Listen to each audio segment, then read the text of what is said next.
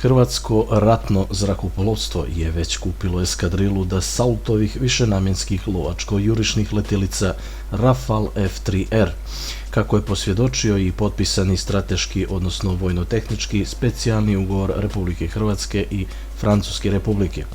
Rafale varijanta F3R je multioperativna letačka aparatura namijenjena za višeslojnu karakterizaciju u operacijama vazduh-vazduh i vazduh-zemlja, a koristi se i kao mornarička podrška za dejstvovanje po brodovima agresora.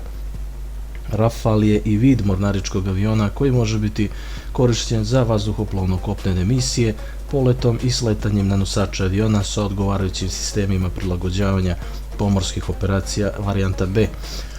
Jedna Rafale Para F3R već nadleće dijelove Hrvatske i Zagreba, kako bi se stopila sa geoletačkim okruženjem i testirala elektroniku, ali i demonstrirala prisustvo francuskog pulena nad Jadranom.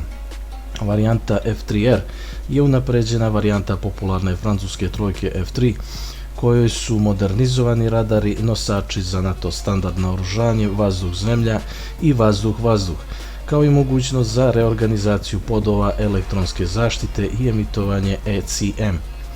Francuska već relativno dugo koristi pomenute letjelice kao standardni lovačko-udarni avion za međunarodne operacije u okviru NATO i za lokalno sprovođenje air policinga i zaštite vazdušnog prostora zemlje. Francuzi razvijaju i varijantu F4, koja će biti udarni standardni avion vazduhoplovstva Republike. Zvanično F3 posluje u borbenom dežurstvu Francuske još od davne 2008. godine i ekvivalent je Tajfunu Eurofighteru, združenom projektu više europskih zemalja. Kompletna eskadrila avijacije Rafale F3R bit će operativna i na dežurstvima već od kraja 2023. godine, kako saopštavaju izvori bliski medijima i vrhu Ministarstva odbrane Hrvatske Republike. Projekat Rafale bi za Hrvatsku imao i širi pojam angažovanja. Hrvatska bi u okviru NATO policinga i aktivne zaštite vazdušnih granica mogla koristiti Rafale i za zaštitu i kontrolu na drugim vazdušnim sektorima van zemlje. Geografski gledano, Crna Gora bi mogla ustupiti vazdušni prostor nadgledanja upravo eskadrili hrvatskih novokupljenih lovaca.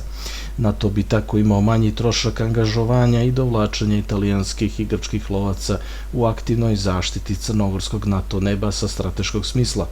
Nabavku i modernizaciju hrvatskog ratnog zrakoplovstva neki pokušavaju kontroverzno prikazati i diskreditovati s obzirom da se radi o korištenim aparaturama. Bez obzira na sve to, možemo sagledati činjenicu sa aspekta realnog. Hrvatska je pazarila dobre letjelice i time remasterovala postojeće vazduhoplovne efektive na duži period. Ovo je vojni specijal. Hvala vam na pažnji. Pretplatite se za budući sadržaj i pružite podršku. Veliki pozdrav!